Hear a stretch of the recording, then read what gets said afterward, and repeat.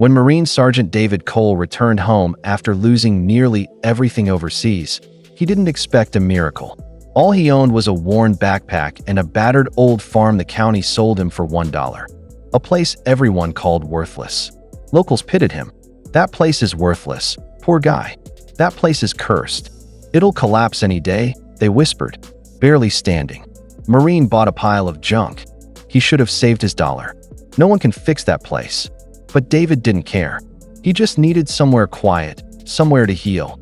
And he had his loyal K9, Ranger, by his side.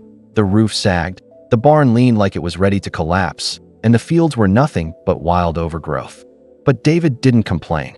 He had his loyal K9, Ranger, the only thing that made it home with him.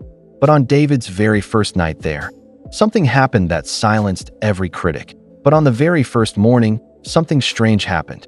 Ranger froze near the old barn, ears up, tail stiff.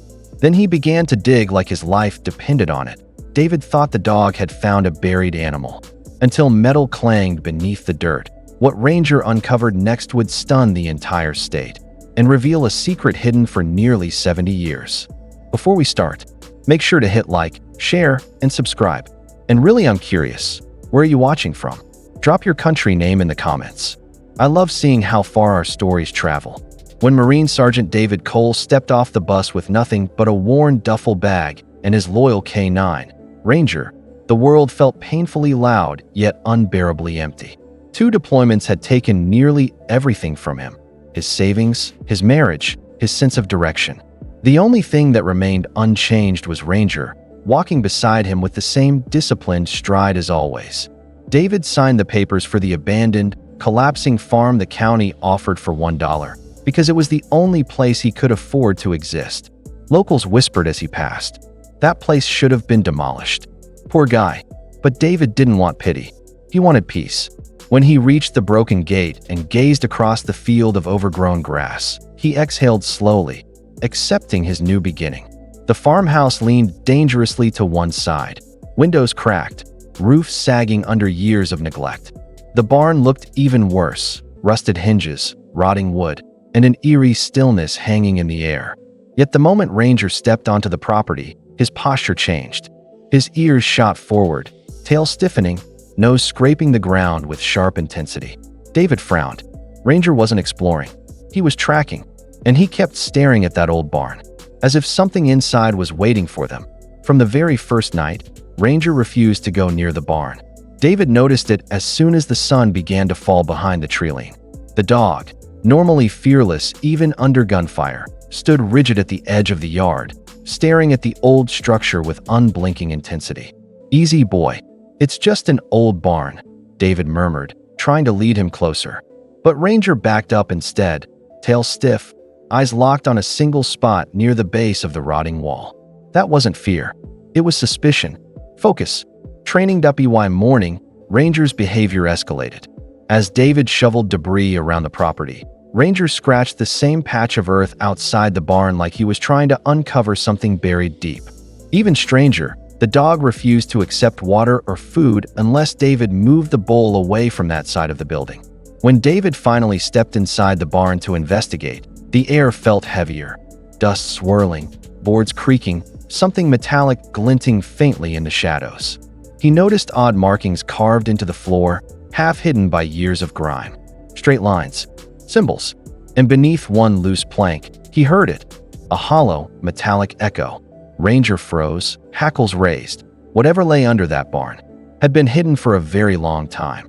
David returned to the barn with a pry bar, his heartbeat slow and heavy, matching Ranger's steady growl. He kneeled beside the loose plank, brushing away years of dirt until the faint carvings became clearer, straight lines intersecting in patterns that looked nothing like farm markings. They reminded him of symbols he'd seen overseas, on old bunkers and restricted vaults. His breath caught. This wasn't random. Someone had deliberately hidden this. With one sharp pull, the board lifted, releasing a cold breath of air from below. Ranger leaned forward, sniffing the opening, then stepped back suddenly as if bracing for something to emerge. Inside the cavity lay a rusted metal box wrapped in oilcloth. David's hands trembled as he dragged it into the light. The weight of it shocked him. far heavier than its small size should allow. "What are you hiding?" he whispered. Ranger paced in tight circles, whining sharply, urging him to open it. David peeled away the cloth to reveal a government-issued lockbox, military-grade, its serial number scratched off. Heat surged through his chest. This box didn't belong on a failing $1 farm. Something, or someone, had placed it here intentionally. When he pried it open with a screwdriver, he froze. Inside, layered in protective foam, were documents stamped with bold red letters. Classified. Property of U.S. Treasury. And that was only the top layer. David stared at the classified documents, his pulse thundering in his ears. Rangers suddenly nudged him, hard, then trotted toward the back of the barn, barking in a sharp, urgent pattern David recognized from deployment. Not danger. Discovery. He followed closely, stepping over broken tools and hay piles until Ranger stopped at a spot where the dirt looked slightly raised. David knelt, brushing it aside. Under a thin layer of soil was a metal ring. A hatch. His chest tightened. He hooked his fingers under the cold steel and pulled. With a groaning metallic crack, a square section of earth lifted, revealing a steep staircase descending into darkness and icy air. A chill swept over David as he clicked on his flashlight and stepped onto the first stair, Ranger glued to his side. The air smelled of rust, concrete, and something older, something untouched for decades. The deeper they went, the more the walls changed from rough dirt to reinforced steel panels. This wasn't a storm shelter or old root cellar. This was engineered, purpose-built. At the bottom, the staircase opened into a long, narrow corridor with flickering emergency lights powered by a generator that somehow still hummed softly. Ranger's ears shot up, muscles stiff. David raised the light, scanning the hallway. On the far door, stenciled in faded black paint, were the words, "Authorized personnel only, Federal Reserve Storage." This was no farm secret. This was a vault, hidden beneath his land. David approached the steel door slowly. Ranger pressed so tightly against his leg it felt like the dog was trying to fuse with him. The metal surface was cold enough to sting his fingertips, coated in a thin layer of dust that suggested it hadn't been touched in decades. A lock mechanism, old but sophisticated, sat embedded in the center. Not a key lock. A coded turnwheel system used only in high-security federal facilities. David's military training surged back. He recognized the make. This wasn't just a door. It was a barrier, built to protect something of extreme value. Ranger sniffed along the bottom edge, then suddenly barked twice, backing up sharply. David knelt and pressed his ear against the steel. Behind it, he heard airflow, machinery, a ventilation system still running. His flashlight traced along the doorframe until he noticed a faint engraving. 1954, Emergency Reserve Project. He'd heard rumors in the Marines, stories about hidden vaults built during the Cold War to store currency, gold, and documents in case of national collapse. No one had ever confirmed their existence. David exhaled, gripping the turnwheel. With slow pressure, he rotated it left, then right, following the pattern he had memorized years ago. At first, nothing happened. Then, click, the entire chamber trembled. Dust fell from the ceiling.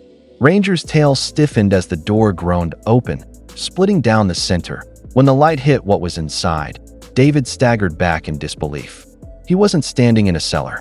He was standing in front of a forgotten federal treasure room. Rows of metal shelves stretched across the underground chamber, untouched by time. David stepped inside slowly. Ranger stayed at his side, tail low but alert, sensing David's racing heartbeat. Stacked neatly on the first shelf were sealed brick-shaped bars, gold bars, each stamped with a federal serial number. On the next shelf, crates of rare treasury bonds, deeds, classified financial documents preserved in airtight cases. This wasn't a stash. This was a full Cold War vault, one the government had apparently forgotten existed. Ranger nudged a dusty ledger toward him with his nose. David opened it, eyes widening at the handwritten inventory. The total valuation, over $110 million. Hidden beneath a barn everyone believed was worthless. Hours later, investigators, federal agents, and county officials swarmed the property. David stood outside the barn, Ranger leaning against his leg as experts confirmed the impossible. The vault belonged to whoever legally owned the land above it. And that land was David's. Reporters crowded the gate, calling him the $1 millionaire. Federal representatives shook his hand, thanking him for reporting the discovery with integrity. But David wasn't thinking about money. He was thinking about how close he'd come to giving up, how everyone had pitied him, how life had pushed him to a broken farm no one wanted. Now, thanks to Ranger, that same farm had changed his life forever. David knelt, wrapping his arms around the dog who never stopped searching. "Good boy," he whispered. "You found our future."